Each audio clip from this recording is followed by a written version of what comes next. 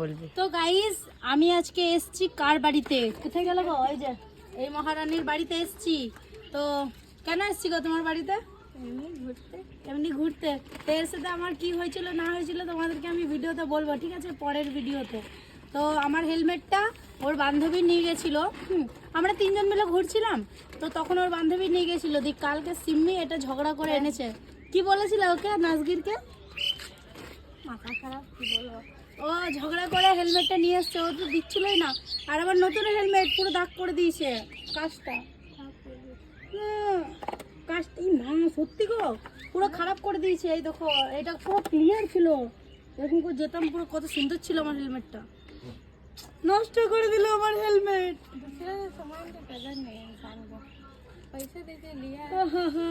নষ্ট করে দিল। ঠিক আছে চাপো চাপো, সেমি চাপো, পদ্মা বস।